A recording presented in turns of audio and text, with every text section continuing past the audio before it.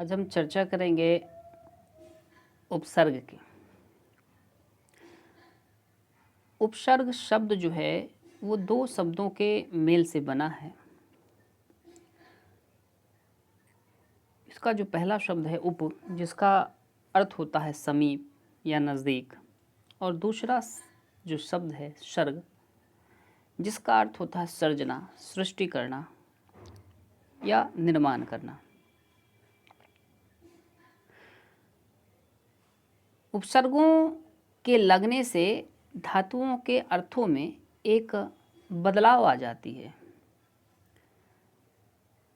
धातु के साथ उपसर्ग लगने से तीन परिवर्तन होते हैं।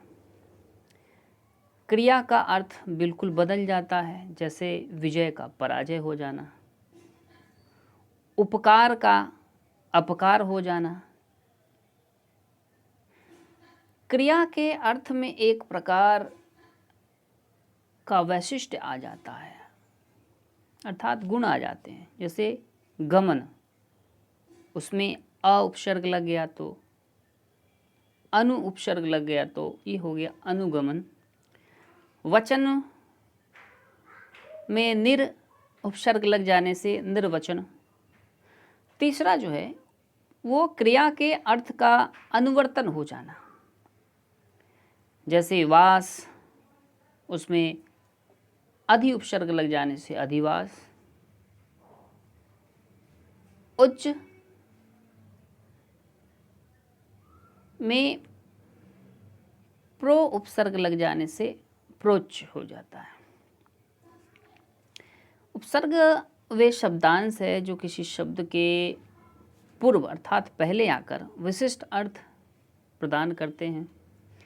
इनका कोई स्वतंत्र अस्तित्व नहीं होता है, किंतु वे शब्दों के साथ आने पर अर्थ परिवर्तन करने में समर्थ होते हैं। उपसर्ग उस वर्ण अथवा समूह का नाम है जिनका स्वतंत्र प्रयोग नहीं होता और जिसे किसी शब्द के पूर्व अर्थात पहले कुछ अर्थगत विशेषताएं लाने के लिए जोड़ा जाता है।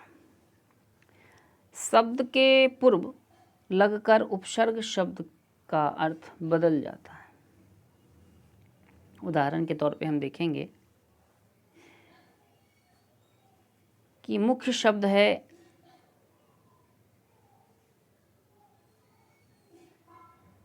ज्ञान और उसमें अ उपसर्ग लग जाता है तो वो हो जाता है अज्ञान।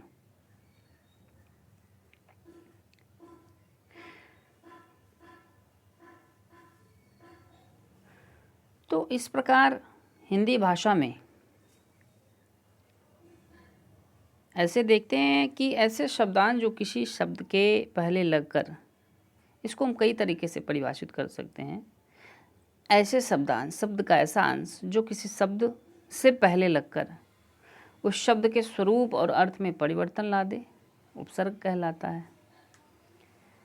उपसर्गों से नए शब्दों का निर्माण होता है, उसका अर्थ बदल जाता है, शब्द का स्वरूप बदल जाता है। इसकी जो विशेषता है कि उपसर्ग जो शब्द नहीं बल्कि शब्दांश है, अर्थात शब्दों के छोटे छोटे अंश या खंड हैं। शब्दों की तरह यह भी अर्थवान इकाई है, अर्थात इसके भी अर्थ हैं। उपसर्ग शब्दों को स्वतंत्र रूप में प्रयोग नहीं किया जा सकता। बिना शब्दों के हम इसका प्रयोग नहीं करेंगे या नहीं किया जा सकता। उपसर्ग हमेशा किसी मूल शब्द के पहले लगकर उसका अर्थ और स्वरूप बदल देता है और साथ ही नए शब्दों का निर्माण भी करता है। हिंदी भाषा में प्रयुक्त होने वाले उपसर्ग तीन कोटियों में विभक्त किए जाते हैं।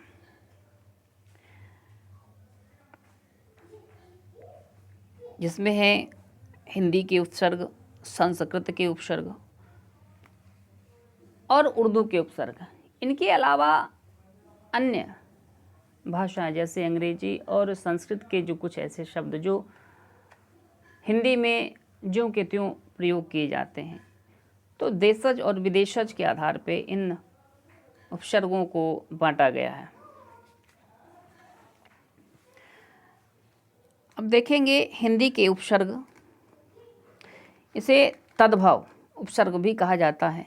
तद्भव उपसर्ग मूलतः तत्सम उपसर्गों या संस्कृत के उपसर्गों से ही विकसित हुए हैं। इन्हीं को हिंदी उपसर्ग भी कहा जाता है। देखेंगे उपसर्ग, उसका अर्थ क्या होता है और उससे जो नए शब्द का निर्माण होता है। तो उपसर्ग में है अ का अर्थ होता है अभाव अर्थात कमी या फिर नहीं। नया शब्द का जो निर्माण होता है उपसर्ग से वो होता है अलग, अज्ञान और अशोक। इसमें लग के पहले अ उपसर्ग लग जाने से अलग हो गया। ज्ञान जो मूल शब्द है उसके पहले अ उपसर्ग लग जाने से अज्ञान हुआ। इसका देखिए स्वरूप भी बदलता है और इसका जो अर्थ है वह भी बदल जाता है। एक नए शब्द का निर्माण होता है। शोक से पहले अ लग गया, अ उपसर्ग है अर्थात अशोक। उसी प्रकार अन का मतलब भी होता नहीं या अभाव, जैसे अनपढ़। नेक में अ लग गया अनेक। अनादर। उसी तरह अध का मतलब होता है आधा, जैसे अध खिला, अध पका, अध कचरा। क या कु का अर्थ होता है बुरा, खराब। जैसे पूत से पहले क उपसर्ग लग जाने से कपूत। उसी प्रकार संग से पहले कु अर्थात खराब संग, कुसंग। कर्म से पहले कु लग जाने से कुकर्म अर्थात खराब कर्म, बुरे कर्म। और चक्र से पहले कुचक्र अर्थात खराब समय। तो इस तरह उन अर्थात एक कम, जैसे हम कहते हैं 29, 30 से एक कम 29। 60 में उन लग जाने से 60 से एक कम 59 हो जाता है। उसी तरह 40 में उन लग जाने से 39 अर्थात 40 से एक कम। दो मतलब दो, दुरंगी अर्थात दो, दुरंगी मतलब दो रंगों का। गुना, दो उपसर्ग लग जाने से दुगुना। मंजिल, मंजिला अर्थात मकान जो होता है, और इसमें दो लग गया तो दो मंजिला, दो गुना हो गया। नि मतलब बिना या रहित। निहत्था जिसके हाथ में कुछ नहीं हो। निडर, डर में नि उपसर्ग लग गया अर्थात जिसे डर नहीं हो, बिना डर के हो। उसी प्रकार अ और अव ये दोनों एक ही उपसर्ग हैं। इसका अर्थ होता है हीन या रहित। जैसे गुण, तो गुण में अगर अ जोड़ दे या अवगुण जोड़ दे, उपसर्ग लगा दे तो ये हो जाता अवगुण। गुण का जो विपरीत है वो हो गया अवगुण। घट, अवघट। तार, अ जोड़ देने से अवतार या अव जोड़ देने से अवतार। उसी प्रकार सर में अ या अव जोड़ने से अवसर या अवसर हो जाता है। भर का अर्थात होता है पूरा, जो तृप्त हो। अब पेट जो मूल शब्द है उसमें भर जोड़ देने से हो जाता है भर पेट, भरपूर और भरमार। उसी प्रकार शु का अर्थ होता है अच्छा। अब उसका अर्थ में प्रयोग नए शब्द का जो निर्माण होता है देखेंगे।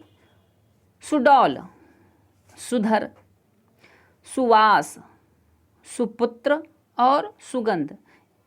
सुगंध मतलब अच्छा, जिसकी खुशबू अच्छी हो। पुत्र में सु जुड़ जाने से अच्छे पुत्र। वास मतलब भी सुगंध होता है, अच्छे सुगंध। इस प्रकार देखेंगे पर का अर्थ होता है पराया या दूसरी पीढ़ी। जिस प्रकार हम देखते हैं परदेश, ये देश शब्द में पर उपसर्ग जुड़ने से पराया हो गया है। उसी तरह परलोक, इस लोक से अलग। परदादा, ये दादा शब्द में पर लग जाने से जो पीढ़ी दूसरी पीढ़ी को दर्शाया जाता है, परदादा या पर पोता। तो इसके बाद आते हैं संस्कृत के उपसर्ग। संस्कृत के उपसर्ग को तत्सम उपसर्ग भी कहा जाता है। हिंदी में अनेक उपसर्ग अपने मूल शब्द के साथ संस्कृत में आ गए हैं और हिंदी के तत्सम शब्दों के आरंभ में संस्कृत की ही भांति प्रयुक्त होते हैं। इन उपसर्गों को तत्सम उपसर्ग भी कहा जाता है। उपसर्ग देखेंगे हम अप, अनु, अव, अधि, अति, अभि, आ, उद और उत। अप का जो अर्थ होता है वो होता है अनुचित, दूर, हीन या बुरा। अब नए शब्द का निर्माण होता है। देखिए कार जो मूल शब्द है उसमें अप लग गया तो हो गया अपकार, अर्थात किसी की बुराई, किसी। उसी तरह हरण में अप लग गया, अपहरण, उस पर कब्जा करना, उसको अपने अधिकार में लेना। यश मतलब ख्याति, और अप लग गया तो उसके नाम में जो हीनता का भाव होता है या प्रसिद्धि के विरुद्ध जो ख्याति मिलती है वो। कीर्ति, कीर्ति का मतलब भी होता है उसके आचरण के बारे में, उसके गुण के बारे में दर्शाना। और अपकीर्ति मतलब खराब व्यवहार, खराब गुण, खराब आचरण। अनु अर्थात पीछे, समान। अब जैसे हम कहते हैं अनुज, तो अनु का अर्थ पीछे और जौ का अर्थात जन्म, तो जिसका जन्म पीछे हो मतलब बाद में हो। अनुज अर्थात छोटा, जैसे छोटा भाई। अनुकरण, अनुराग।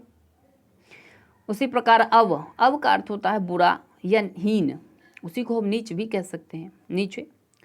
अवगुण, गुण में अव जुड़ गया तो ये हीन भाव है, उसकी बुराई है, अवगुण। अवनति, पीछे की ओर आना, घटना, नीचे की ओर जाना। अवरोह मतलब नीचे की ओर घटते रहना। अधि का अर्थ होता है श्रेष्ठ, ऊपर या समीप। देखेंगे उसका अधिकार, अधिपति और अधिगम। उसी तरह अति, अति का अर्थात होता है बहुत अधिक। कहते हैं अति का भला ना बरसना, अति का भला ना धूप, अति का भला ना बोलना, अति का भला ना चूप। तो कोई भी काम जो अति हो जाता है अर्थात अधिक होता है तो हानि होती है।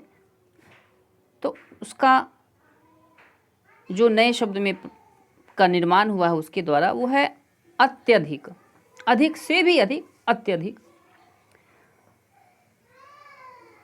अत्यंत, अंत से भी बढ़कर, अत्यंत। अतिरिक्त, रिक्त मतलब खाली, अतिरिक्त मतलब उसके अलावा। अभि अर्थात और या निकट, जैसे अभिलेख, अभिनेता और अभिव्यक्त। उसी प्रकार है आ का अर्थ होता है सहित या उस तक।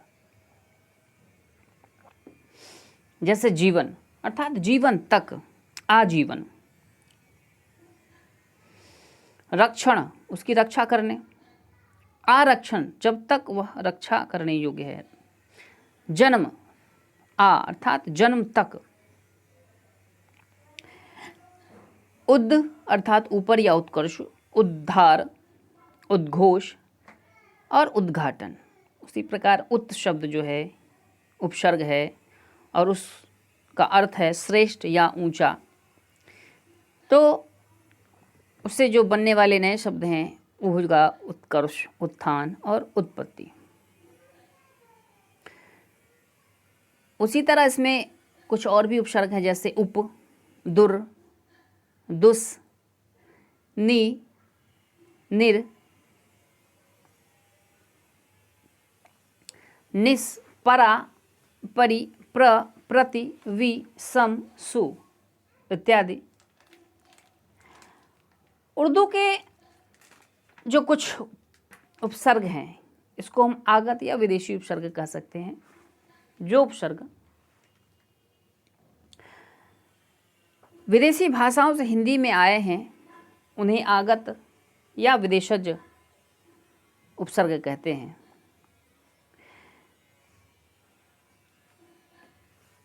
उपसर्ग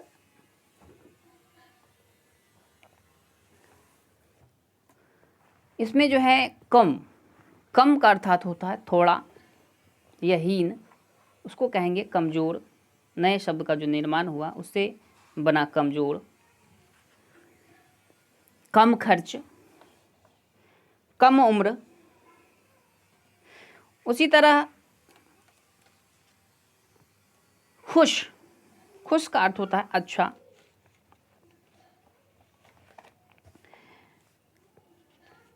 या प्रसन्न, नए शब्द का निर्माण होता है वो बनता है खुश मिजाज, खुशबू या खुशहाल।